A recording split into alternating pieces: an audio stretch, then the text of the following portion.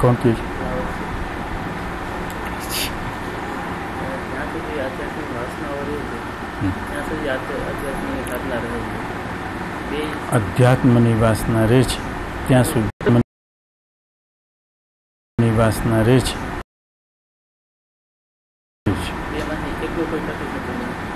એમાંથી એકલું કોઈ ટકી શકે.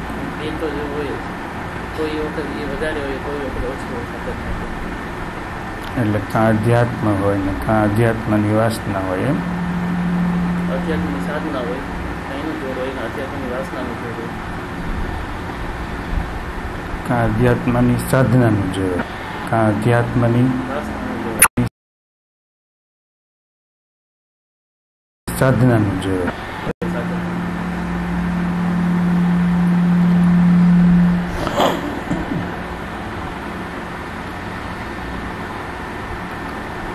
ઓમ હરિ ઓમ હરિ ઓમ હરિ.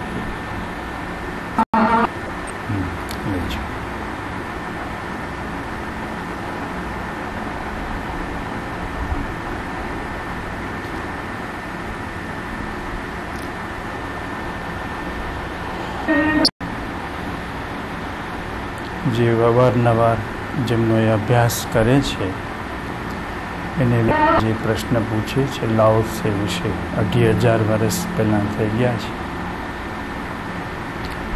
એની વાણી તો બહુ ઓછી છે, સૂત્રાત્મક વાણી છે.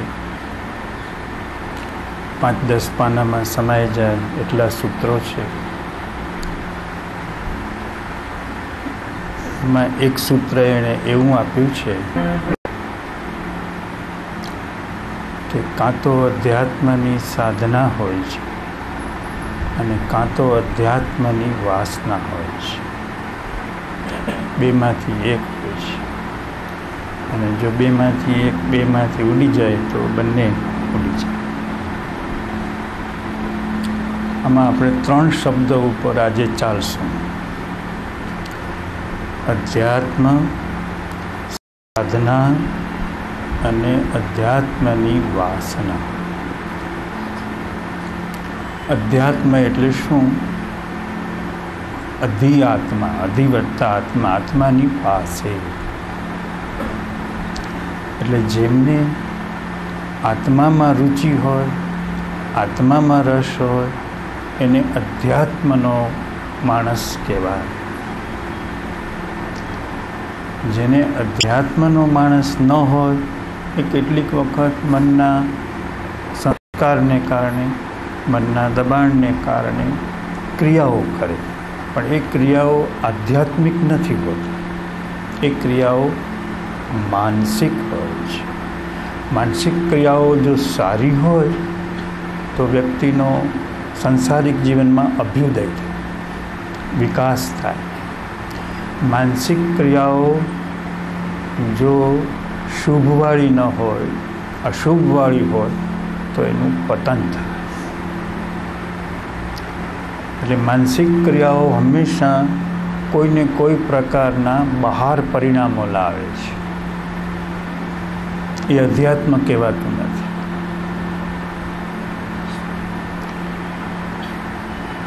માનસિક ક્રિયાઓ, મનના ભાવોની ક્રિયાઓ, સંસ્કારની ક્રિયાઓ, પરંપરાની ક્રિયાઓ જે કાંઈ હોય છે એ જો સારી હોય તો એના શુભ પરિણામો આવે છે અને એનો માનસિક અભ્યુદય થાય છે. સામાજિક, આર્થિક એનો અભ્યુદય થાય છે, પછી એનું પૂરું પણ થાય છે.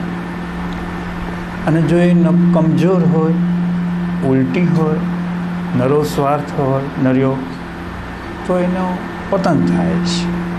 આ થઈ માનસિક ક્રિયાઓ. હવે આમાં એ વિષયમાં આવવાનું નથી, પણ આપણે અધ્યાત્મમાં જવા માટે આટલું તો જાણી લેવું જોઈએ કે અધ્યાત્મનો ભેદ શું છે, શુભ અશુભ ક્રિયાઓ અને આધ્યાત્મિક ક્રિયાઓ. હવે આધ્યાત્મિક એટલે આત્માની પાસે જવું, આત્માની નજીક સરકવું. જેમ આપ લોકો સત્સંગમાં સરક્યા, સત્સંગના વાતાવરણમાં આપ આવી પહોંચ્યા, તો એવી રીતે આત્માની નજીક સરકવું, આત્માની પાસે જવું, એનું નામ આધ્યાત્મિક કહેવાય. અહીં જે સત્સંગ થાય છે લાઓત્સેનો જે સત્સંગ થતો હશે અને એના જેવી અનેક વિભૂતિઓને જે સત્સંગ થતો હોય એ બધા આધ્યાત્મિક સત્સંગ કહેવાય. એમાં જાતિ ભેદ ન હોય, સંસ્કાર ભેદ ન હોય, ધર્મ ભેદ ન હોય, એમાં કોઈ પ્રકારનો ભેદ ન હોય. માત્ર વ્યક્તિને દુઃખનો અનુભવ થાય છે, અજ્ઞાનનો અનુભવ થાય છે અને દુઃખનો અને અજ્ઞાનનો અનુભવ મટાડવાનો હોય છે. આધિ વ્યાધિ ઉપાધિ મટાડવાના હોય છે અને એથી કરીને એનું જે જીવન છે એ શારીરિક અને માનસિક સ્તરથી બદલાય છે. હવે આ જે લાઓત્સે છે એ અધ્યાત્મમાં પણ ઘણી ઊંચાઈવાળી વ્યક્તિ છે. 5, 10, 15,000 વર્ષે થાય તો થાય આવી વ્યક્તિ, એવી એ વ્યક્તિ છે. એ કાંઈ હાલતા ચાલતા ડગલે પગલે આપણે બજારમાં જઈને સામે મળી જાય એવી વ્યક્તિ નથી. એટલે એનું જે કંઈ વિધાન હોય એ જ્ઞાની પુરુષો પણ એના ઉપર બહુ ધ્યાન આપે, પરમહંસો પણ ધ્યાન આપે, સિદ્ધો પણ ધ્યાનમાં આપે, અવતારી પુરુષો પણ ધ્યાનમાં આપે. એવું લાઓત્સેની વાણી છે. હવે એ એમ કહે છે કે અધ્યાત્મના માર્ગે પણ જે લોકો જાય એમાં પણ 2 ભાગ પડે છે. કાં તો અધ્યાત્મની સાધના હોય અને કાં તો અધ્યાત્મની વાસના. વાસના શબ્દ એટલે શું એ પણ જાણી લે. વિષય ઉપરથી વાસના આવે છે. 5 ઇન્દ્રિયોના જે વિષયો છે એ વિષય ઉપરથી વાસના આવે છે. આપણા બધા જે મંદિરો છે, આપણા બધા જે તીર્થો છે એ સૌ પ્રથમ ધાર્મિક માણસ જે હોય, ધર્મના ક્ષેત્રમાં આવ્યો હોય એને સંતોષ થાય, પર વાસના તૃપ્ત થાય, એકાગ્ર થાય એટલે કેટલાક રસ્તા કરે છે. શું કરે છે? સૌપ્રથમ તો મંદિરના દ્વાર ઉપર પણ લાકડાના જે દરવાજા હોય એના ઉપર અનેક પ્રકારનું કોતરકામ કર્યું હોય.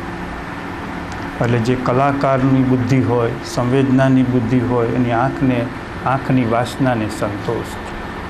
મંદિરની અંદર જે ઘુમટો હોય એ ઘુમટો પણ જાત જાતની કલાત્મક આકૃતિઓ કરી હોય તો એ કલાત્મક આકૃતિઓ જોવાથી, જાણવાથી એની બુદ્ધિને, એના મનને, એની મનની બુદ્ધિની વાસના અંદર જે ભગવાનનું જે સ્વરૂપ હોય તો અનેક પ્રકારના કિંમતી વસ્ત્રો પહેરાવ્યા હોય, કિંમતી ઘરેણાં પહેરાવડાવ્યા હોય. એટલે એને કારણે લોકોની બુદ્ધિની, મહત્વાકાંક્ષાની જે બધી ભાવનાઓ હોય એ વાસનાઓ તૃપ્ત થાય. આ બધી જે માનસિક વિષયો છે બધા, એ વિષયો એના તૃપ્ત થાય એટલે શું થાય કે એકાગ્ર થાય, ભગવાન પ્રત્યે એકાગ્ર થાય. એટલે ભગવાનને જાત જાતની કેટલાકને વાનગીઓ ધરી હોય કે આજ તો આટલા 56 ભોગનો ભગવાનને થાળ ધર્યો છે, જાત જાતની વાનગીઓ બનાવી. તો કેટલાક લોકો તે વાનગીઓમાં ઘણા સુધી પરોવાયેલા રહીએ કે આ વસ્તુ છે, આ વસ્તુ છે, આ વસ્તુ છે, આ વસ્તુ છે. એનાથી શું થાય? એને આધ્યાત્મ સાથે લેવા દેવા નથી, એને પોતાના દુઃખ સાથે લેવા દેવા નથી, એને અજ્ઞાન મટાડવા સાથે લેવા દેવા નથી. એને 5 જે વિષયો છે એ 5 વિષયોની તૃપ્તિ બહાર સમાજમાં કરે, ગેરમાર્ગે કરે એના કરતાં ધર્મના દ્વારે આવ્યો હોય અને એની 5 વિષયોની લાગણીઓ તૃપ્ત થાય પછી એ ભગવાન તરફ જાય. તો લગભગ ઘણા બધા જે મનોવૈજ્ઞાનિક જે ધર્મો છે એમાં 5 વિષયો મૂકવામાં આવ્યા હોય છે. કથાઓ, વાર્તાઓ, એમાં પણ બધા સાહિત્યના જે 9 રસ છે દરેક કથાઓની અંદર, પુરાણની કથાઓમાં પણ એમાં પણ દરેક રસની તૃપ્તિ થાય પછી એની પાછળ ઉપદેશ અપાય, ધીમે ધીમે ધીમે ઉપદેશ અપાય. હવે ધર્મના ક્ષેત્રમાં તો આવી 5 વિષયોની વાસના હોય છે. એ તો આખી દુનિયા જાણે છે, જુએ છે બધે કે એના મનને તૃપ્ત કરવા માટે છે. હવે લાઓત્સે આગળની વાત કરે છે કે જેમ ધર્મના ક્ષેત્રમાં જેમ વાસનાઓને તૃપ્ત કરે છે, એમ અધ્યાત્મના ક્ષેત્રમાં પણ કાં તો વ્યક્તિ સાચી સાધના કરે છે ને કાં તો એને વાસના હોય છે. હવે આ તમારે આમાં થોડુંક ચિંતન મનન, આ તો સહેલું છે. ધાર્મિક ક્ષેત્રમાં તો સીધું બધું સમજાય છે, પણ અધ્યાત્મમાં વાસનાઓ શું?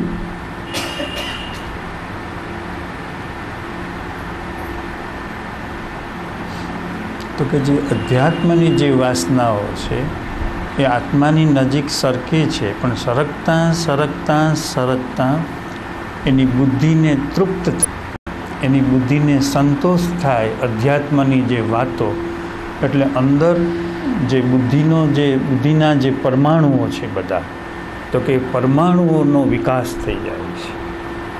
એટલે કેટલાક લોકો 5 વર્ષથી 10 વર્ષથી 15 વર્ષથી 20 વર્ષથી ગીતા વાંચતા હોય, બીજા કોઈ ગ્રંથો વાંચતા હોય, તો એ વાંચવાથી જ એને ધીમે ધીમે એને ખબર ન પડે કે વ્યક્તિ આત્માની નજીક સરકવી અટકી ગઈ છે અને એની બુદ્ધિને સંતોષ થાય છે. અમુક પ્રકારના શબ્દો સાંભળે એટલે સંતોષ થાય, તૃપ્તિ થાય. નક્કી અંદર સંસ્કૃત ભાષાના શબ્દો હોય, અમુક ધર્મના શબ્દો હોય, અમુક આત્માના શબ્દો હોય, એ શબ્દો સાંભળે એટલે એમાં જ એને રાજીપો થઈ જાય, એમાં જ એને ઠારકો થઈ જાય, સંતોષ થઈ જાય. એટલે આમ બુદ્ધિની વાસના હોય છે.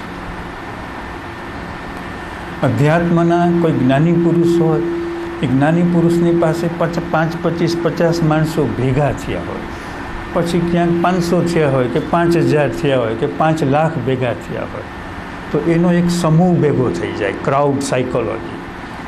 તો વ્યક્તિને એ ક્રાઉડ સાથે અનુરાગ થઈ જાય, એ સમૂહ સાથે અનુરાગ થઈ અને ભૂલી જ જાય કે મારે આ કંઈ સમૂહ પ્રત્યે કંઈ સરકવાનું નથી. 25 માણસો પ્રત્યે કે 50 પ્રત્યે કે 500 પ્રત્યે એના પ્રત્યે મારે તો આત્મા પ્રત્યે સરકવાનું છે. હવે જે લાઓત્સે અધ્યાત્મની વાસના કહી રહ્યો છે, આ એટલે ધાર્મિક ક્ષેત્રની વાસના તો તમે જાણી બધી જાત જાતની ને ભાત ભાતની. એમાં સંગીતય મૂકે, ક્લાસિકલ સંગીત મૂકે, આ મૂકે, તે મૂકે, જાત જાતના ભજનો મૂકે. આપણે પણ ભજન મૂક્યું. ભગવાનનો રસ આવી જાય, સંગીતનો રસ આવી જાય. હવે એમાં કંઈક જો જાગૃતિથી, જાણપણાથી એ બધું જુએ તો કંઈ એમાં કંઈ નુકસાન કરતા નથી, પણ વ્યક્તિની જાગૃતિનો ક્ષય થઈ જાય છે, એની અવેરનેસ જતી રહે છે. એટલે આ જરા સાવધાન. આપણે કહ્યું ને કે લાઓત્સેની વાણી તો અદ્ભુત વાણી છે કે અધ્યાત્મમાં એ તમારા અધ્યાત્મની વાસનાને પોષે નહીં, ખંખેરી નાખે. તમારી વાસનાઓ બધી ખંખેરી નાખે. તો વ્યક્તિને જે ભેગું થતું, પહેલાં તો જે અધ્યાત્મના નક્કી કરેલા શબ્દો હોય એ એને ગમે. એટલે જે કૃષ્ણમૂર્તિ નામના એક જ્ઞાની પુરુષ થઈ ગયા, એને આ વાતની ખબર હતી. એટલે એણે એવા શબ્દો પસંદ કર્યા કે જેથી કરીને લોકોને શબ્દની વાસના ઊભી ન થાય. અમુક પ્રકારની શૈલી, અમુક પ્રકારની ભાષા, પરંપરાની ભાષા, 500 વર્ષની પરંપરા. પુષ્ટિ માર્ગની હવેલી છે તો એની 500 માર્ગની પ્રણાલિકા હોય. કબીર સાહેબની જે છે પેલી, તો એની 500 વર્ષની પ્રણાલિકા હોય. તો એ 500 વર્ષની પ્રણાલિકામાં જે નક્કી થયેલા શબ્દો હોય એ જ બોલવા પડે. એ શબ્દ ન બોલો તો ખલાસ. મોટું સત્ય તમે પુટઅપ કરો, મૂકો કે આ મોટું સત્ય છે, તો એમાં લોકોને રસ ન પડે. પણ કબીર સાહેબની આ વાણી છે, એમાં આ જ શબ્દ મુકાય. વલ્ભાચાર્યની આ વાણી છે તો આ જ મુકાય. સહજાનંદની વાણી છે વચનામૃતની, તો કે આ જ વાણી મુકાય. તો અધ્યાત્મકમાં એ લાઓત્સે એમ કહે છે કે અધ્યાત્મની વાસના છે. એ વાણી ખોટી નથી, સારી છે, પણ લોકો સારી વસ્તુને પણ બગાડી મૂકે છે ને. લોકોનું ચિત્ત છે એ સારી વસ્તુને પણ બગાડી મૂકે છે, ખોટી વસ્તુ નથી. એટલે ઘણી વખત વ્યક્તિને જેમ ભાષાનું હોય છે એમ પોતાના જે ગ્રુપના લોકો હોય એના પ્રત્યે અનુરાગ થાય, પણ પોતાના ગ્રુપના લોકો ન હોય એના પ્રત્યે તિરસ્કાર થાય, તિરસ્કારનો ભાવ થાય, પૂર્વગ્રહ થાય કે અમારા ગ્રુપના નથી. આ અમારા ટોળાના નથી, આ અમારા વર્તુળના નથી, આ પારકા ગ્રુપના છે. એટલે અહીં જે લોકો સત્સંગમાં આવતા હોય તમે જોજો કે અહીં એવું ગ્રુપિઝમ થઈ જતું નથી ને કે આપણા ગ્રુપના છે, આપણા ગ્રુપમાં ઓમ આવાસમાં લોકો બધા આવે છે, આ ઓમ આવાસમાં આવતા નથી. જોજો જરા. આપણે સારું થયું ભાઈએ પ્રશ્ન મૂક્યો તો આપણે એને નિમિત્તે લાઈવ જીવંત વસ્તુ પુટઅપ કરીએ છીએ. લાવું છે તો જે એના ઉપર ઘણા લોકોએ કોમેન્ટ્રીસ આપી છે, મોટા મોટા મહાત્માઓ આખી દુનિયામાં દરેક ભાષાઓમાં લાઓત્સેની વાણીના અનુવાદ થયા છે, જગતની બધી જ ભાષાઓ. અને મોટા મોટા વિવેચકોએ કાળક્રમે 2,000 વર્ષથી એના ઉપર મોટા મોટા વોલ્યુમ્સ લખ્યા છે, એની વિવેચના કરી છે, આલોચના કરી છે. પણ આપણે તો કંઈ વાંચ્યું નથી. આપણે તો એ સૂત્રને અનુસંધાને આપણી જ્યાં દ્રષ્ટિ પડે એમ દ્રષ્ટિ નાખીએ છીએ, જેમ ટોર્ચ ફેંકીએ એનો પ્રકાશ ફેંકીએ છીએ. તો એના જે સમૂહમાં એના ગ્રુપનું જે આખું વાતાવરણ થઈ જાય છે. પછી અધ્યાત્મનો જે વિશિષ્ટ કોઈ પ્રદેશ હોય, જે લાઓત્સેનો પ્રદેશ હોય, વલ્ભાચાર્યનો પ્રદેશ હોય, શ્રીજી મહારાજનો પ્રદેશ હોય, શંકરાચાર્યનો પ્રદેશ હોય, તો એ પ્રદેશના પ્રત્યે લોકોને એક પ્રકારનો અનુરાગ થઈ જાય છે. અને બીજા એ અનુરાગ થાય તો જો એનાથી એનો અહમ ગળતો હોય, આદિવ્યાધિ ઉપાધિ ગળતા હોય, એના ક્રોધ માન માયા લોભ ઘટતા હોય તો નુકસાન નથી કરતો. પણ એને બદલે એના એવો અનુરાગ થાય છે કે બીજા પ્રદેશને એ અપવિત્ર માને છે અને આ પ્રદેશને એ પવિત્ર માને છે. આ જે પ્રદેશ હોય એની પવિત્ર માને. પહેલાંના આધ્યાત્મિક આપણે જે આ જે છે અધ્યાત્મની ઊંચાઈવાળા માણસોની વાત છે, નીચાની નથી. જે અધ્યાત્મના ઊંચા શિખરો ઉપર ચડી રહ્યા છે એની વાત છે આ. જે શુભ અને અશુભથી ઉપર ઉઠી રહ્યા છે, શુદ્ધ ભાવ જગાડવા જઈ રહ્યા છે, શુભ અને અશુભના સ્થાનેનો છેદ ઉડાડી અને જે શુદ્ધ ભાવ જગાડવા જઈ રહ્યા છે એને પણ જાગૃતિનો શૂન્યાવકાશ હોય છે. આવું થાય છે. પછી જે એક એના માર્ગના જે જ્ઞાની પુરુષ હોય, સારા સારા સાધકો હોય, કેટલીક વાર એના વર્તુળના સાધક કરતાં બીજા વર્ગનો સાધક છે એ ઊંચી કક્ષાનો હોય, ઊંચી સમજણવાળો હોય, ઊંચા તપવાળો હોય, તપસ્વી હોય, આકરું એનું તપ હોય. તેમ છતાં જે એ બીજા વર્તુળનો છે, બીજા કેન્દ્રનો છે, એટલે પોતાના ક્ષેત્રનો નિમ્ન માણસ હોય તો પણ એને અનુસરણ કરશે, એને આદર આપશે, એને માન આપશે, પણ બીજાને જોવા પણ માગશે નહીં કે ભાઈ આ તપસ્વી છે, આનું તપ બહુ ઊંચું છે, આનો ચેતન શક્તિ સાથે સંબંધ છે, આની ચેતન શક્તિની કૃપા છે આના ઉપર, અંતરિક્ષના મહાત્માઓની આના ઉપર કૃપા છે, એ કંઈ જુએ નહીં, કશું જુએ નહીં. પણ જે સાચો જાગૃત પુરુષ હોય એ જુએ કે આના ઉપર કૃપા છે, દેવી પુરુષોની કૃપા છે. અને એ કૃપાવાળો માણસ છે તો કે એ આપણને ખપમાં આવશે, આપણને કામમાં આવશે. આપણા ઉપર જેમ સૂર્ય ભગવાનના કિરણો પડે છે તો કે કૃપાવાળાના કિરણો આપણને લાભ કરશે. તો પોતાનો લાભ એના રાગને કારણે, એની વાસનાને કારણે એ લાભ ગુમાવે છે. આવું તમને જોવા મળશે, ઘણી જગ્યાએ જોવા મળશે. એટલે આપણું જે આ જે અધ્યાત્મની વાત કરીએ છીએ કેવી કરીએ છીએ કે લોકોની અધ્યાત્મની વાસનાઓ તૂટે અને એની જાગૃતિ છે એવી પ્રગટ થાય કે જન્મને મૃત્યુ સુધીના ગાળામાં વ્યક્તિ ઘણા પગથિયાં આગળ ચડી જાય, ઊંચો ચડી જાય. એ જ છે. જેટલું ગોળ નાખો એટલું ગળ્યું થાય. જેટલું જોતા જાઓ તો તમને ખામી દેખાતી આવે, ખામી દેખાતી આવે, કચાશ દેખાતી આવે. પોતાના અને પોતાના અધ્યાત્મનું જે વર્તુળ હોય એમાં પણ કેટલાક જે પોતાને અનુકૂળ હોય, માનસિક દ્રષ્ટિએ, ભાવાત્મક દ્રષ્ટિએ એનું એક કોર્નર થઈ જાય. અને જે પોતાને માનસિક દ્રષ્ટિએ અનુકૂળ ન હોય એને એ કોર્નરથી બહાર કરી નાખે, છૂટો કરી નાખે, જુદો કરી નાખે. હકીકતે એ જ્ઞાનથી છૂટો પડી ગયો, પોતાના પ્રકાશથી છૂટો પડી ગયો.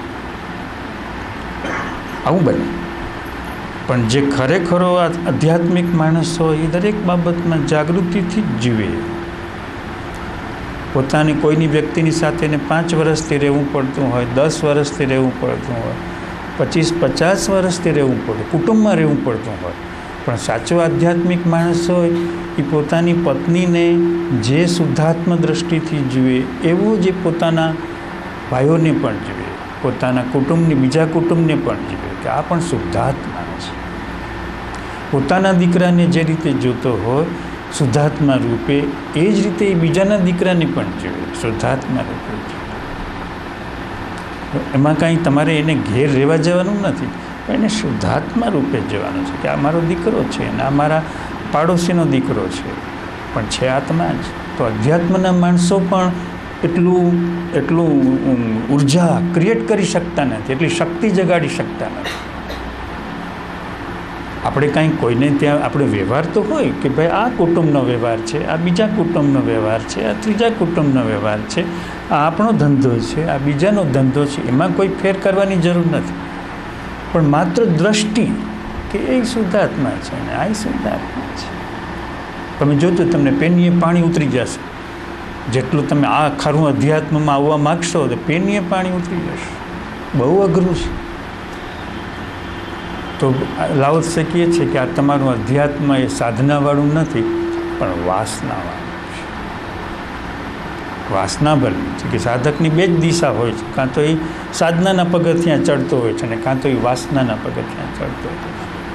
કે વાસનાથી બનવું છે કે આ મારા છે ને આ પારકા છે. એટલે હવે જોવું આપણે ધીમે ધીમે પ્રયત્ન કરવો કે મારા કુટુંબના ગમતા માણસ અને અણગમતા માણસ, તો એમાંય ભેદ પડી જાય છે. કેટલાકના પ્રકૃતિને સ્વભાવ, મારા જ કુટુંબમાં 8 માણસનું કુટુંબ હોય તો 2-3 માણસ એવા હોય કે મારા રાગ પ્રમાણેના હોય. કુટુંબના 2-3 માણસ એવા હોય કે મારા રાગ પ્રમાણેના ન હોય, તો હું એને આત્મા રૂપે જોઈ શકતો નથી. મારા જ કુટુંબમાં, બહારની તો ક્યાં વાત કરું, બીજા પાડોશીની તો ક્યાં વાત કરું, મારા જ ઘરમાં લાવો એમ કે છે માનસિક ભેદ ભલે, અભિપ્રાય ભેદ ભલે હોય, કાંઈ વાંધો નહીં. વિચાર ભેદ, દરેકની બુદ્ધિ સરખી ન હોય. કોઈ પણ 2 માણસની બુદ્ધિ ક્યારેય સરખી ન હોય, જુદી જુદી જ હોય, અલગ અલગ જ હોય. બુદ્ધિભેદ, એક જ ગુરુના 2 શિષ્ય હોય, 5 શિષ્ય હોય, 5 શિષ્યો એક જ ગુરુ પાસે તૈયાર થયા હોય, પણ 5ની બુદ્ધિમાં ફેર હોય, 5ની સમજણમાં ફેર હોય, એના અંદરના પરમાણુઓ જુદા હોય, સરખા પરમાણુઓ ન હોય. 5 પાણાય સરખા નથી હોતા. કપચી ક્યાંય સ્લેબ ભરાતો હોય અને એમ કહેવાય છે કે કોઈ પણ એક કપચીનો પાણો ક્યારેય પણ બીજી કપચીના પાણા જેવો હોય જ નહીં. અંગૂઠાની છાપ, એક અંગૂઠાની છાપ આ પૃથ્વી ઉપર 6 અબજ માણસો હોય તો એ 6 અબજની છાપ જુદી જુદી હોય, સરખી ન હોય. ઝાડના પાન, તો કે એક જ ઝાડનું પાન હોય, આંબલીનું હોય કે લીમડાનું હોય, ક્યારેય પણ એક લીમડાનું પાન બીજા લીમડાના પાન જેવું ન હોય. એક આંબલીનું પાન બીજા, આમ તો હવે બુદ્ધિ સરખી ક્યાંથી હોય? કપચીના પાણા સરખા નથી, આંબલીના પાન સરખા નથી, લીમડાના પાન સરખા નથી, તો હવે બધા માણસની રુચિ પ્રકૃતિ સરખી ક્યાંથી હોય? તો કે આ જેને સમજણ પડી જાય, અપેક્ષા જ ન રાખે કે આની બુદ્ધિ મારા જેવી હોય, આનું મન મારા જેવું હોય, એ માને કે જુદું જ. પણ જુદું હોવા છતાં મારે રાગ ન કરાય અને દ્વેષ ન કરાય, છે જુદું. પ્રકૃતિ જુદી છે, પણ જુદી હોવા છતાં મારે રાગ ન કરાય અને દ્વેષ ન કરાય. એ રાગ ન કરાય, દ્વેષ ન કરાય, એ પહેલાં પ્રથમ ચરણમાં તો સિદ્ધાંત તરીકે આવે. આપણે પોતાનું એક સિદ્ધાંત, આપણી પોતાની એક સમજણ, આપણું પોતાનું અધ્યાત્મનું એક દર્શન, એને દર્શનશાસ્ત્ર કહેવાય. કે આ વ્યક્તિને દર્શન પ્રાપ્ત થઈ ગયું છે તો કે વહેલો મોડો આત્મા જાણી લેશે. એટલે આપણે અહીં શું કરીએ છીએ કે લોકોને દર્શન કરાવીએ છીએ. આચારમાં આવતા વાર લાગે, દર્શન કરાવીએ છીએ કે એને દર્શન મળી જાય.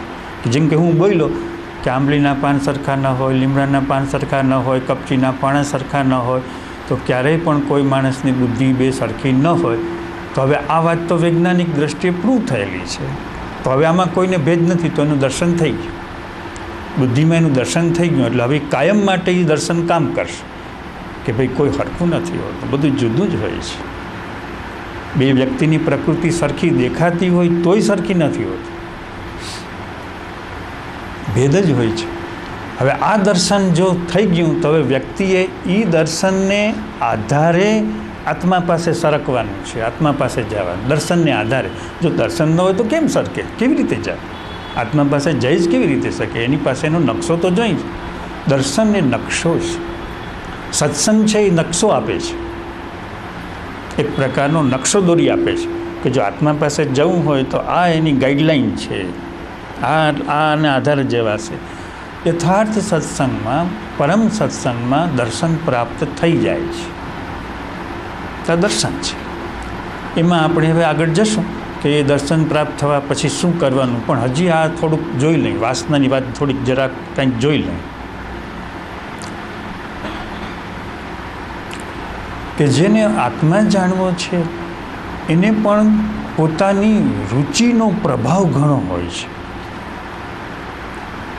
જે આત્મા જાણે અને શુભ અશુભમાં જાય, શુભ અશુભના માણસ તો રુચિવાળા હોય, પણ જે આત્માને માર્ગે જાય છે એણે પોતાની રુચિ ઉપર વિજય મેળવવાનો હોય છે કે પોતાની પ્રકૃતિની જો રુચિને વશ થયા કરે, નિયમિત વશ થયા કરે, પોતાની ટેવને વશ થયા કરે, તો આજના માનસશાસ્ત્રમાં એમ કહેવાય છે કે વ્યક્તિના શરીરમાં બે આત્મા થઈ જાય, એક આત્માની પણ બે આત્મા. એક તો અનંત કાળથી વ્યક્તિની અંદર રહેલો આત્મા છે એ, અને બીજો આત્મા એ હેબિટનો આત્મા, આદતનો આત્મા થઈ જાય. હવે જો આદતના આત્માને ફોલો થાય, આદતના આત્માને જો એ અનુસરે તો અનંત કાળનો જે આત્મા છે એ રખડ્યા કરે, એ ભટક્યા કરે. હવે આ જેને ખતરો દેખાઈ જાય દર્શનની અંદર, તો એ પોતાની રુચિ ઉપર સાવધાન થઈ જાય કે વ્યક્તિને જોવાની કંઈક રુચિ હોય છે, સાંભળવાની રુચિ હોય છે, બોલવાની રુચિ હોય છે, ખાવા પીવાની રુચિ હોય છે, અમુક પ્રકારની સ્ટાઇલ હોય છે, પદ્ધતિ હોય છે, પોશાકની અમુક પદ્ધતિ હોય, એમાં જેટલું નાખો એટલું થાય. એમાં અમારી ટૂંકમાં સૂત્રાત્મક ભાષામાં એટલું જ પકડવાનું કે જો મારી પ્રકૃતિની ઉપર જો હેબિટનો આત્મા છવાઈ જશે તો એ વાસના થઈ જશે, અધ્યાત્મની એ વાસના થઈ જશે. દાઉદ સે કહે છે કે અધ્યાત્મની વાસના છે. તો ભલે કદાચ વ્યક્તિને કેટલીક વસ્તુઓ રૂચતી હોય, ગમતી હોય, જોવી ગમતી હોય, સાંભળવી ગમતી હોય, પણ એને એ મનથી મનના ચીપિયાથી ન પકડે, એને જાગૃતિથી પકડે. બ્રાહ્મણો હોય એને લાડુ ભાવે, શ્રાવણ મહિનો હોય રોજ લાડુ ખાય, તો બ્રાહ્મણોને લાડુ પ્રિય હોય, પણ હવે જો એ જાગૃતિથી જો પોતાને લાડુ પ્રિય છે એમ કરીને જમે તો કહે છે કે એનો હેબિટનો આત્મા જોર નહીં કરે, કારણ કે જાગૃત છે, જાગૃતિથી ચાલે છે, જાગૃતિથી જમે છે. એટલે એક જમવાનો જેમ દાખલો આપ્યો એમ દરેક વસ્તુનો, વ્યક્તિને કપડાની અમુક રુચિ હોય, જોવાની અમુક રુચિ હોય, સાંભળવાની અમુક રુચિ હોય, બોલવાની અમુક રુચિ હોય, ચાલવાની અમુક પદ્ધતિ હોય, તો કે આ બધી જે છે એ પેલો જે મૂળ જે આત્મા છે એના તાલમાં નથી હોતી, એને તાલથી વિપરીત હોય છે. બરાબર તમારી સમજણમાં જો આવી જાય ને તો પછી ચિંતા કરવાની જરૂર નથી. સમજણમાં ઉતરી ગયું તો એ સમજણ એક અગ્નિ છે, સમજણ એક આગ છે, એ ક્રમે ક્રમે વ્યક્તિની આખી પ્રકૃતિ ફેરવી નાખશે. સમજણ મળી જવી જોઈએ, સાચી સમજણ, રાઈટ અન્ડરસ્ટેન્ડિંગ. એનાથી ગીતાનો જે બીજો અધ્યાય છે એને સ્થિતપ્રજ્ઞ કીધો કે પહેલાં તો વ્યક્તિની બુદ્ધિ છે એ સ્થિર થઈ જાય, આડી અવળી બુદ્ધિ ન થાય, અવળી બુદ્ધિ ન થાય, પણ બુદ્ધિ સ્થિર થઈ જાય સમજણને કારણે. અને પછી જો કૃપા મળે તો સમજણવાળી બુદ્ધિ છે એ સમ્યક થઈ જાય. સમ્યક એટલે કે આત્મા, સમ્યક બુદ્ધિનો અર્થ એ થાય કે જે નિરંતર આત્માની લાઈન પકડે, એનું નામ સમ્યક બુદ્ધિ કહેવાય. કે આ સાધક ભગવાનની બુદ્ધિ સમ્યક છે. તો કે નિરંતર એ આત્માના જ માર્ગે જતી હોય, જ્યાં જતી હોય ત્યાં. જ્ઞાતિનું ભોજન હોય, બધા ભાઈઓની સાથે જ્ઞાતિના ભોજનમાં જતી હોય, બીજા બધાય જતા હોય ને એ જતો હોય, પણ એની બુદ્ધિ આત્માને ભોજનમાં જ્ઞાતિની વાડીમાં જતો હોવા છતાં એ જાય છે આત્મા તરફ. એનું શરીર જ્ઞાતિની વાડીમાં જાય છે, કોઈ લગ્નના મંડપમાં જાય છે. એમાં કંઈ વ્યવહારમાં કંઈ તોડી નાખવાનો ન હોય, વ્યવહાર તો જેવો હોય સારો જ રાખવાનો હોય, પણ એ જાય છે એ આત્માના ઘરે જઈ રહ્યો છે. સમ્યક બુદ્ધિ છે. એ જોશે, સાંભળશે, બોલશે, ખાશે, પીશે, બધાને વંદન કરશે, બધા યારે વાત કરશે, તો બધું એ પોતાના આત્માનું હિત કરીને આવશે. અને કેટલાક તીર્થમાં ગયા હોય તો એ આત્માનું હિત કરીને ના આવે. લગ્ન મંડપમાં જ્ઞાતિની વાડીમાં ગયા હોય તો અહીંયાથી પણ સાધક ભગવાન આત્માનું હિત કરીને આવે. જો સમ્યક બુદ્ધિ ન હોય તો એ વ્યક્તિ જ્ઞાની પુરુષના દરબારમાં ગયો હોય, તીર્થયાત્રા કરવા ગયો હોય તો એ પોતાનું હિત કર્યા વગર આવે. આટલો ફેર છે. આ સમજણમાં ઉતરી જવું છે. તો પછી આપણે ક્યાંક જઈએ, દેવસ્થાનમાં જઈએ, તીર્થસ્થાનમાં જઈએ, તો તરત જ આપણી આ સમજણ કામ કરતી થઈ જાય કે ભાઈ મારે તો મારી બુદ્ધિને આત્મા તરફ દોરવાની છે. જેમ ભરવાડ પોતાના પ્રાણીને દોરે એમ મારે મારી બુદ્ધિને આત્મા તરફ નિરંતર દોરતા રહેવાની છે, પડે ક્ષણે ક્ષણે. કારણ કે બુદ્ધિનો અભ્યાસ જુદો છે. એટલે મારે પડે નિરંતર મારી બુદ્ધિને દોરતા રહે. પછી બીજું કંઈ વાંચો નહીં તો ચાલ, મોટા મોટા થોથા ઉથલાઓ ન તો ચાલ, આકરા તપ ન કરો તો ચાલે, અંતર તપ કરવું પડશે હમણાં કહીશ, પણ બહિર તપ કરવાની બહુ જરૂર નથી. આકરા ઘણા બધા ઉપવાસ, જે દેહ દમન, કંઈ પણ આકરા તપ કરવાની કોઈ જરૂર નથી, પણ અંતર તપ તો કરવું જ પડશે. એ વગર બુદ્ધિ સુધરે નહીં. બુદ્ધિ છે એ આંતર તપથી સુધરે. પણ પહેલાં તો મારે એ જોવું જોઈએ સમજણમાં કે મારે જ્યાં પણ જાઉં ત્યાં મારી બુદ્ધિ છે એ આત્મા તરફ. અહીં સત્સંગમાં બેઠા હોય તો પણ બધાની બુદ્ધિ આત્મા તરફ જતી હશે? જુઓ, તમે વિચારી જુઓ. આવા યથાર્થ સત્સંગમાં બેઠા હોય, પરમ સત્સંગમાં બેઠા હોય, નર્યો આત્મા જ પ્રવર્તી રહ્યો હોય, એ સિવાય બીજું કશું ન હોય, આત્માના જ પ્રભાવ હોય ને આત્માના જ પરમાણુ પ્રવર્તી રહ્યા હોય, તો પણ દરેકની બુદ્ધિ એ આત્માના પરમાણુઓ ઝીલતી હશે, આત્મા તરફ જતી હશે. સંભવ છે કે કેટલીક વ્યક્તિને પોતાના અભિપ્રાયો પડેલા હોય અને અભિપ્રાયો કહેશે કે ના આ કંઈ ઠીક નથી, આ કંઈ વાજબી નથી, આ કંઈ યોગ્ય નથી, એવું હોય. પોતાના અભિપ્રાયો પડે. આપણે વાત કરીએ છીએ ક્યાંય અભિપ્રાયને વચમાં લાવતા જ નથી, મનના વલણોને વચમાં લાવતા જ નથી.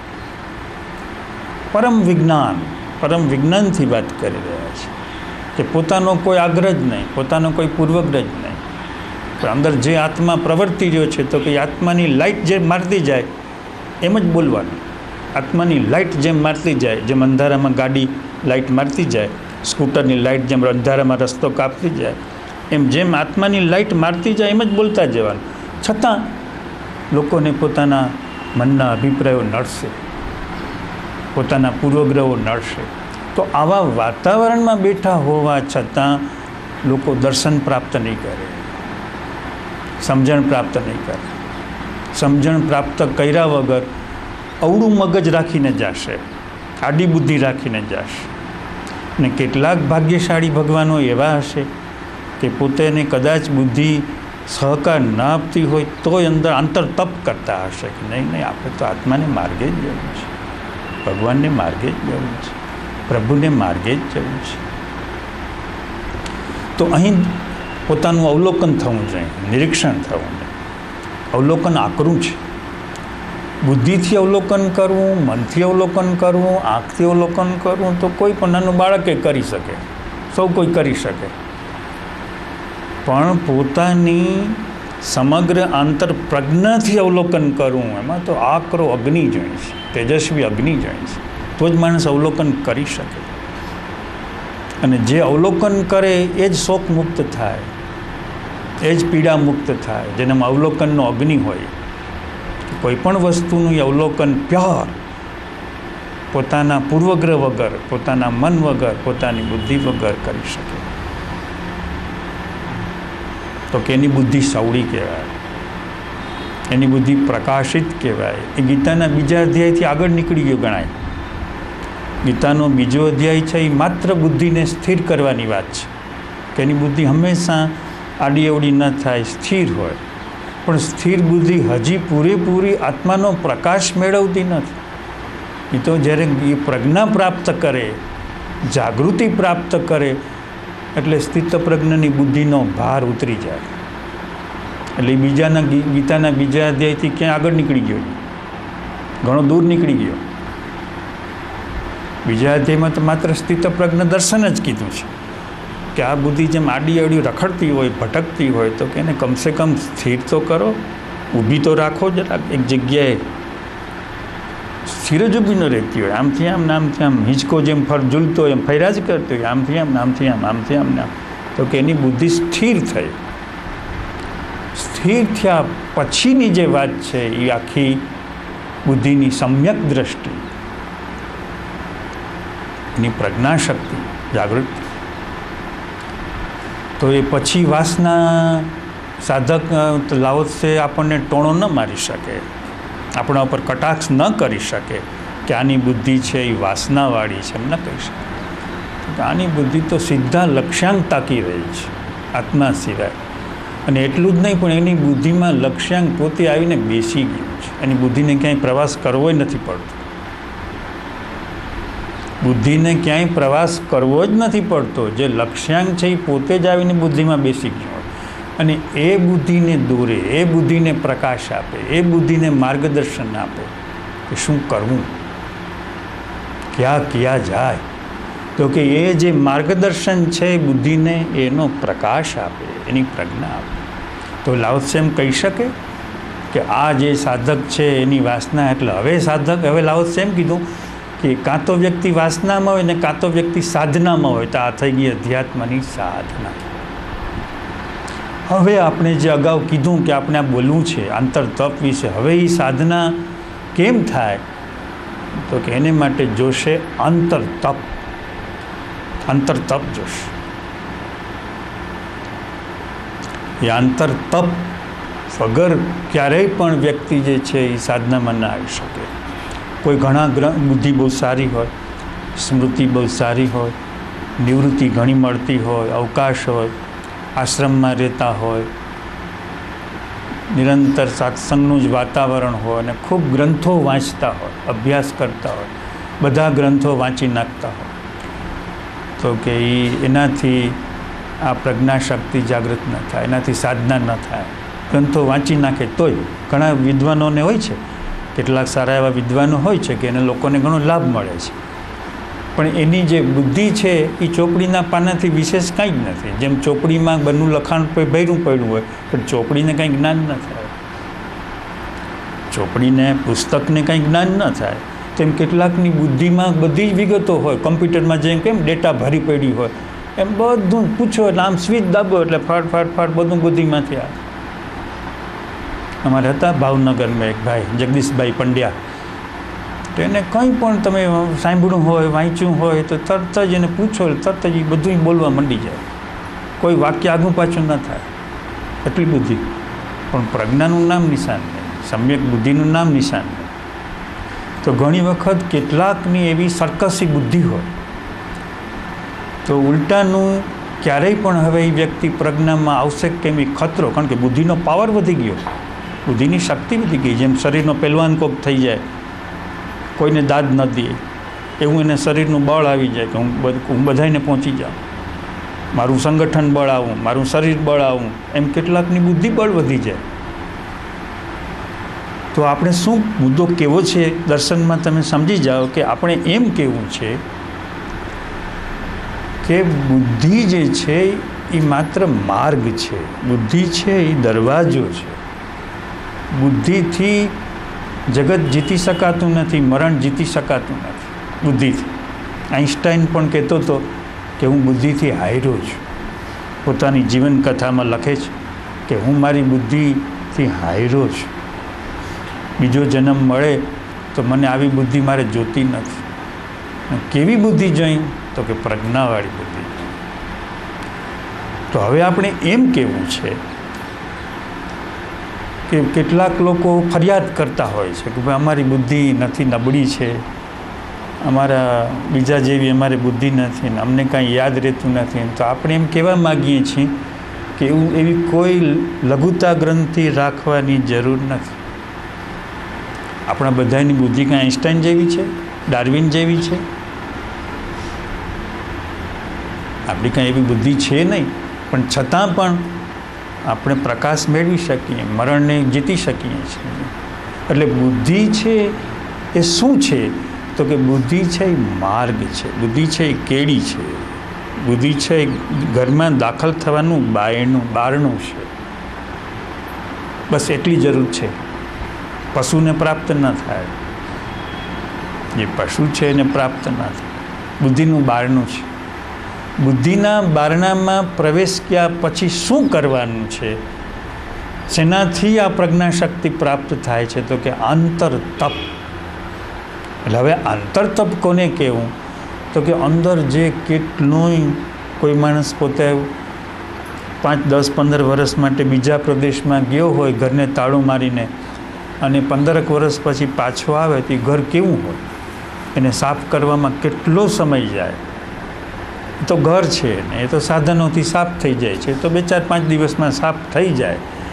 પણ આ જે અનંતકાળનું ઘર કે જે ક્યારેય વ્યક્તિની બુદ્ધિ આત્મા તરફ ફરી જ નથી, જગત તરફ જ જોયું છે, જગત તરફ જ જોયું છે, એને આપણે એ બહુ ટર્ન કરવાની છે. એ આંતરતપ છે. તો કે હવે એને માટે વ્યક્તિએ પોતે નિરંતર સવારમાં ઉઠે ત્યાંથી જેટલા પ્રસંગો ઊભા થાય, હજી સૂતા હોય ને આંખ ખુલી ત્યાં સાધના શરૂ. નાહી ધોઈને જે કરતા હોય કરવું, પૂજા પાઠ ધ્યાન જે કંઈ કરતા હોય કરવું, પણ આને સીધો સંબંધ એની સાથે નથી. સીધો સંબંધ તો અંદર જે એક પક્ષીય ઘડિયાળ સતત ચાલી જ રહ્યું છે. એમ કહેવાય છે કે 1 સેકન્ડમાં 116 સંસ્કાર આપણી અંદર રેકોર્ડ થાય છે. જેમ કમ્પ્યુટરમાં કેમ આપણું વાણી જો આ ભાઈ ઉતારે છે ત્યાં, તો કેમ આપણી વાણી રેકોર્ડ થાય છે, તો જેમ કમ્પ્યુટરમાં તો માત્ર વાણી જ રેકોર્ડ થાય છે, શબ્દો જ રેકોર્ડ થાય છે, બીજું કાંઈ રેકોર્ડ થતું નથી. પણ આપણું આ જે તંત્ર છે એમાં 1 સેકન્ડમાં 116 સંસ્કાર રેકોર્ડ થાય છે. બાજુમાંથી કોઈ રસ્તા ઉપરથી સ્કૂટર પસાર થઈ ગયું હોય, તમે સાંભળવામાં ખબર ન હોય પણ રેકોર્ડ થઈ જાય. કોઈના ઘરમાં ગેસના ચૂલા ઉપર રસોઈ થતી હોય અને ગેસની વિસલ વાગતી હોય, તમને ખબર ન પડે પણ એ રેકોર્ડ થઈ જાય. કોઈ બાળક રોતું હોય, રડતું હોય, એ રેકોર્ડ થઈ જાય. પંખો ફરે છે, એ રેકોર્ડ થઈ જાય. અત્યારે જ એક વાહન પસાર થયું, કેટલાને ખબર છે? હમણાં જ પસાર થયું. તો એવી રીતે સેકન્ડની અંદર 116 સંસ્કાર વ્યક્તિના ચિત્તમાં દાખલ થાય છે. હવે એ કંઈ બુદ્ધિથી થોડું જ ઉલેચાય, બુદ્ધિના સુપડામાં થોડું જ કાઢી શકાય. બુદ્ધિનું કામ જ નથી. બુદ્ધિ કરવા જ ન દે. જો બુદ્ધિ કરવા દઈએ તો બુદ્ધિનો નાશ થઈ જાય. બુદ્ધિ કરવા દે જ નહીં. એટલે આપણે જે સંઘર્ષ કરવાનો છે એ આપણી બુદ્ધિ સામે કરવાનો. કોઈક બીજાની સામે સંઘર્ષ, મને આ હેરાન કરે છે, મને આ પરેશાન કરે છે, આની નેગેટિવ વિચારધારા છે, આ મારું અપમાન કરે છે, તો કે એમાં પડવા જેવું નથી. આ મારો વિરોધ કરે છે, આ મારી સાથે આડાઈ કરે છે, એમાં પડવા જેવું નથી.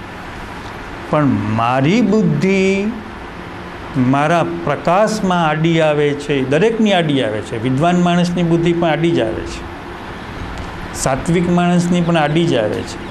સાધક જે માનતો હોય કે હું ધ્યાન કરું છું ને હું તપ કરું છું ને હું સ્વાધ્યાય કરું છું, તો કે એની બુદ્ધિ પ્રકાશમાં તો આડી જ આવે છે. સ્વાધ્યાયની વાસના થઈ જાય છે, એ વાંચનની વાસના થઈ જાય છે, શ્રવણની વાસના થઈ જાય છે, લાઓત્સેના પ્રમાણે એ બધું વાસના થઈ જાય છે. એટલે આપણે કહીએ છીએ કે આ સમજણ ચૂકતા નહીં. આ સમજણ ચૂકતા નહીં કે એ વાસના થઈ જાય છે. આપ જે શ્રવણ કરો છો ને એ પણ કદાચ વાસના થઈ જશે. શ્રવણ કરવાની જે પ્રોસેસ છે એ પણ વાસના થઈ જશે. એક વખત એ લાઓત્સેના કાળમાં જ એક જ્ઞાની પુરુષ થઈ ગયા હતા. એ આસોજી નામનો એક મોટો યુગનો વેપારી હતો. તો એના પ્રવચનમાં આવ્યો હતો. તો આસોજી તો બહુ એકાગ્રતાથી સાંભળતો હતો, પણ પેલા જ્ઞાની પુરુષે પડકાર કર્યો, આસોજી સુનતે હો. બોલો બધાય કે આસોજી તો એકાગ્રતાથી સાંભળે છે. ફરીથી કીધું, આસોજી સુનતે હો. બધાને શું કંઈક લાગે છે, વાતમાં દાળમાં કંઈક કાળું લાગે છે, આમાં કંઈક રહસ્ય લાગે છે. તો કે તમારા કાન સાંભળે છે આસોજી, તમારી સ્મૃતિ સાંભળે છે, તમારી બુદ્ધિ સાંભળે છે, એને તમે શ્રવણ કહો છો. તો કે તો મારી વાણી તો આત્મામાંથી આવે છે, અને જે આત્મામાંથી નીકળેલી વાણીને બુદ્ધિ પકડી શકે, સ્મૃતિ પકડી શકે. બરાબર જુઓ તમે, બુદ્ધિમાંથી જે વાણી નીકળે એને બુદ્ધિ પકડે. વૈજ્ઞાનિકોની વાણી હોય તો બુદ્ધિ પકડે. ભાવની વાણી આવતી હોય તો ભાવવાળા માણસો પકડે. ભક્તિની વાણી આવતી હોય તો ભક્તિવાળા પકડે. પ્રાણમાંથી આવતી હોય તો એ પ્રાણવાળા, જે પ્રાણની સ્થિરતાવાળા હોય, બીજા ગધ્યાયવાળા, સ્થિતપ્રજ્ઞવાળા, તો એ વાણી પકડે, પ્રાણની સ્થિતિવાળા. પણ જે વાણી આત્મામાંથી આવતી હોય તો કે એ તો જેની બુદ્ધિ શાંત હોય, જેની સ્મૃતિ શાંત હોય, જેનું હૃદય શાંત હોય, જેનો પ્રાણ શાંત એટલે નિષ્ક્રિય, સક્રિય નહીં પણ નિષ્ક્રિય. શાંતિનો અર્થ એવો કરવો કે નિષ્ક્રિય હોય. તો કે ત્યારે જે આત્માનો જે વેદન છે પહેલાં એ થતું અટકે અને એની જાણકારી પ્રાપ્ત થાય. આપણા શરીરના જે તંત્રો છે એ વેદન કરે, વાણીનું વેદન કરે, સમજણનું વેદન કરે. એટલે બુદ્ધ ભગવાને કીધું સુખદ વેદના અને દુઃખદ વેદના. કાં તો વ્યક્તિને સુખદ વેદના થાય છે, બસ ત્યાં એને તૃપ્તિ થઈ જાય છે, અને કાં તો એને દુઃખદ વેદના, મારું માથું દુખે છે, મારી કમર દુખે છે, મારો પગ દુખે છે, તો કે દુઃખની વેદના થાય છે. અને કાં તો હું સારું સારું સાંભળું છું, હું સારી સારી ધર્મની વાણી સાંભળું છું, હું સારું સારું વ્યાખ્યાન અધ્યાત્મનું સાંભળું છું, તો કે એ સુખદ વેદના, સુખદ વેદના. હવે આસોજીને કીધું કે આસોજી તમે સુખદ વેદનામાં સપડાયેલા માણસ છો, અને વેદનામાંથી છૂટી જાઓ અને જાણપણામાં આવી જાઓ. આત્માનો સ્વભાવ શું છે? વેદન કરવું એ આત્માનો સ્વભાવ છે. તો કે જાણવું, જોવું અને જાણવું, જોવું અને જાણવું, જોવું અને જાણવું, એ જ આત્માનો સ્વભાવ છે. આત્માના બે ગુણ કે જોયા જ કરે છે, જોયા જ કરે છે, જાણ્યા જ કરે છે, જાણ્યા જ કરે છે.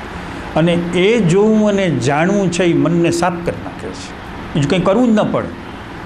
કચરો લઈને, સાવણીને સૂકણું લઈને સાફ કરવું જ ન પડે. એ આત્મા જુએ એટલે મન સાફ થયું જ. આત્માએ જાણ્યું એટલે મન ઉડ્યું જ. એટલે જ્ઞાનીનું જ્ઞાન જે મેળવે એના પાપનો નાશ થાય. શું કામ નાશ થાય? કે આત્માને, આત્માની જે વાણી છે એને જાણી. તો કે જાણવું એ તમે દીવાસળી જેમ મૂકી અને કચરો સળગ્યો એમ વ્યક્તિના પાપ સળગ્યા. ગીતામાં પણ ભગવાન કહે છે ને કે જ્ઞાનાગ્નિ છે એ બધાને ભસ્મ કરી નાખે છે. આવું છે વિધાન છે આવું, કે જ્ઞાનનો જે અગ્નિ છે એ વ્યક્તિના પાપને ભસ્મ કરી નાખે છે. એટલે એને આસોજીને કીધું કે તમારા પાપ તો ભસ્મ નહીં થાય. તમે તો સવારથી સાંજ સુધી કેટલી ભૂલો જ કર્યા કરો છો. જોવાની ભૂલ, સાંભળવાની ભૂલ, બોલવાની ભૂલ, તર્ક વિતર્કની ભૂલ, અભિપ્રાયની ભૂલ, ભૂલનો જ ભરેલો ડુંગરો છે આખો આખો. તો એ કેમ દૂર થાય તમારી સંવેદનાથી? તમે તો સારું સારું સાંભળ્યા કરો છો બેઠા બેઠા. જ્યારે જુઓ ત્યારે કાં તો સારું વાંચો છો, કાં તો સારું સાંભળો છો. તો કાં તો સંવેદના છે. તો ભગવાન તો કહે છે કે આ બેય જે વેદના જે છે એને તમે જાણો. એટલે અહીં જે બોલાઈ રહ્યું છે એની જે સ્મૃતિને જે વેદના થાય છે એને જાણવાનું છે, સાંભળવાનું નથી. વિદ્યાર્થી કોલેજમાં ભણવા જાય એને સાંભળવાનું છે, એને સ્મૃતિથી સાંભળવાનું છે. વિદ્યાર્થી જે ભણે છે એ સ્મૃતિનું ભણે છે, એ બુદ્ધિનું ભણે છે, તો કે એને સ્મૃતિથી સાંભળવાનું છે. પણ કોઈ જ્ઞાની પુરુષ પાસે જાય છે એને સાંભળવાનું છે, એનું પ્રવચન સાંભળવાનું છે. જ્ઞાની પુરુષને ઘણી વખત તો કાંઈ ખબર નહીં, આપણે લાવો છે જેટલું આ કહીએ છીએ એને જેટલું કદાચ એની જેટલું જાણતો હશે એટલું આપણે નહીં જાણતા હોય. લે એનું જેટલું વાંચન હશે એટલું આપણું નહીં હોય. લે તો જ્ઞાની પુરુષ પાસે જ્ઞાન છે, આત્માનું જ્ઞાન છે, અને એ જ્ઞાન વિતરણ કરે છે, જ્ઞાનનો પ્રકાશ કરે છે. આપણે આંતરતપની વાત કરી હતી, ભૂલસોમાં અને આંતરતપમાં આવે છે. આ વસ્તુ આંતરતપમાં આવે છે કે શબ્દો સંભળાય પછી એ જ્ઞાનીના જે શબ્દો હતા એમાં મારે ઉલજી જવાનું નથી, પણ એ શબ્દો મારા મગજમાં, મારા મનમાં, મારા સ્મૃતિતંત્રમાં જે જગ્યાએ અથડાયા ત્યાં મારી જાગૃતિ હોવી જોઈએ. એટલે કે અંદર જેણે સાંભળ્યું એ સાંભળવાનું છે. આ બોલેલા શબ્દો સાંભળવાના નથી, એ કોઈ ફાયદો કરવાના નથી. એ તો જે વિદ્યાર્થી હોય એને ફાયદો કરે, જે વિદ્વાન હોય એને ફાયદો કરે, જે સ્મૃતિ કેળવતો હોય એને ફાયદો કરે, સ્મૃતિમાં ફાયદો કરે, બુદ્ધિમાં ફાયદો કરે, વિચારમાં ફાયદો કરે. પણ એ તો દુઃખનું કારણ છે. બુદ્ધિ એ દુઃખનું કારણ છે, વ્યક્તિના વિચારો એ દુઃખનું કારણ છે, અજ્ઞાનનું કારણ છે. મતભેદ એમાંથી થાય છે. બે માણસ વચ્ચે મતભેદ એના આ જે સાંભળવું હોય એમાંથી થાય છે, એને જે વિચારો ગ્રહણ કર્યા હોય એમાંથી થાય છે. તો હવે આંતરતપ શું કરવાનું છે? તો કે આસોજીને લાઓત્સેના કાળમાં જ કહેવાયેલું છે 2500 વર્ષ પહેલાં કે આસોજી સુનતે હો. તો કે આસોજી એકાગ્રતાથી સાંભળે છે, એની બધા શ્રોતાઓમાં પ્રતિષ્ઠા છે આસોજીની, કે આના જેવો કોઈ શ્રોતા નથી, આના જેવો કોઈ સત્સંગી નથી. અને જ્ઞાની એને જ પડકારે છે, એ આસોજીને જ પડકારે છે કે જેની પ્રતિષ્ઠા છે, જેની આબરૂ છે, જેનો મોભો છે, કે આના જેવો કોઈ સત્સંગી નહીં. તો કે આસોજી સુનતે હો. તો કે તમારું એ જે સાંભળો છો, તો કે એ જે સાંભળનારને ખેરવી નાખવાનો છે, સાંભળનારને મટાડી દેવાનો છે, એને ઓગાળી નાખવાનો છે સાંભળનારને. બોલનારે પોતાના બોલનારને ઓગાળ્યો છે તો એનો બોલવાનો કંઈક અર્થ છે. જો બોલનાર બોલવામાં હોય તો એનો બોલવાનો કંઈ અર્થ ખરો? તો આપને આટલા 2 કલાક બગાડવાનું કોઈ કારણ ખરું? બોલનાર જો બોલવામાં હોય તો તમારે 2 કલાક શા માટે બગાડવા જોઈએ? એ બોલનાર છે, એ બોલવામાં છે, ને આપણે એના જે બોલેલા શબ્દો સાંભળવાના છે. પણ મૂલ્ય ક્યારે છે, અર્થ ક્યારે છે કે બોલનાર પોતાના બોલવામાં નથી, પણ જેમ સાંભળનારો સાંભળે છે એમ બોલનારો પોતાના બોલને પોતાના અસ્તિત્વથી સાંભળે છે. એણે જે અસ્તિત્વથી શ્રવણ કર્યું તો શ્રોતા એના અસ્તિત્વથી શ્રવણ કરી શકે.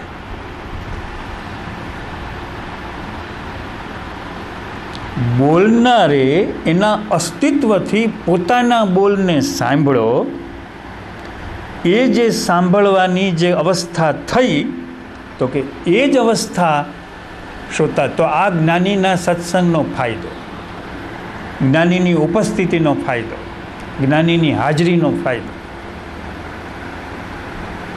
તો હવે જે કોઈ વ્યક્તિ હોય એને પોતાની જાતને આસોજી માનવાનો છે કે હું આસોજી છું, અને જે શબ્દ હું સાંભળું છું તો કે એ સાંભળવામાં મારે અટકી જવા જ નથી. બોલનારનો કદાચ અભિપ્રાય જુદો હોય, કદાચ નબળો હોય, કદાચ વાણીની ભૂલ હોય તોય કાંઈ હરકત નથી, થાય છે ઘણીવાર વાણીનો દોષ થાય છે,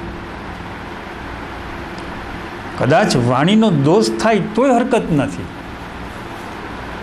પણ શું કરવાનું છે તો કે એ જે વાણી ઉઠી રહી છે, જ્યાંથી ઉઠી રહી છે, તો કે એ જે સ્થાન છે, એ જે જગ્યા છે, ત્યાં મારે જવું છે, ત્યાં મારે પહોંચવું. માટે હું મારી અંદર પણ જે શબ્દ મને સંભળાય છે, હું બોલતો નથી પણ હું સાંભળું છું, સાંભળનાર સાંભળે છે, તો કે એ સાંભળેલા જે શબ્દ જે છે એની જે સંવેદના છે એને હું જોઈ રહ્યો છું. શરૂઆતનું સ્ટેપ આવું આવશે, શરૂઆતનું પદ આવું આવશે કે મારી અંદર જે સાંભળનારો બેઠો છે એને હું માત્ર સંવેદું છું. એટલે સાંભળનારથી અંદર છૂટો પડશે, જુદો પડશે, બાયફર્કેશન, છૂટાપણું આવશે કે હું મારા સાંભળનાર. અત્યારે શું હોય કે વક્તાને સાંભળે છે, એનાથી તો અહંકાર ડેવલપ થાય. જો વક્તાને સાંભળે અને પોતે શ્રદ્ધા રહે તો અહંકાર ડેવલપ થાય. પણ સાંભળનાર છે એ વક્તાને સાંભળતો નથી, પણ વક્તાની અંદરથી પ્રગટેલા જે શબ્દો છે એ શબ્દો પોતાના સ્મૃતિતંત્રમાં, એની કાનનું તંત્ર સારું હોવાને કારણે, વ્યવસ્થિત હોવાને કારણે એ શબ્દો એની અંદર ગયા અને હવે પોતે એ શબ્દની જાણકારી મેળવે છે. જાણકારી મેળવવી સહેલી નથી. પહેલાં તો એને વેદના થશે, આહત. કબીર સાહેબે શું કીધું ખબર છે? અનાહત. કબીર સાહેબની વાણી કેવી છે? અનાહત. અનાહત એટલે કે બે હાથની જે તાલી પડે એ આહત છે. બે હાથની તાલી પડે એ આહત છે. અનાહત એટલે કે એક હાથની તાલી, એના અનાહત કે એક હાથની તાલી. તો કબીર વાણી શું છે? તો કે અનાહત છે, એક હાથે વાગે છે. તો જ્યારે શ્રોતા ભગવાન પોતાની અંદર પડેલો જે શબ્દ છે એને જ્યારે સંવેદના કરે છે ત્યાં સુધી હજી આહત છે, પણ જ્યારે એની સંવેદના કરતો એ અટકી જાય છે ને જાણે છે ત્યારે અનાહત છે. તો કે એના અનાહત વાણી સાંભળી ભાઈ ધન્ય થઈ ગયો, એ ધન્ય થઈ ગયો, એક પળમાં એ ધન્ય થઈ ગયો કે એને અનાહત વાણી સાંભળી.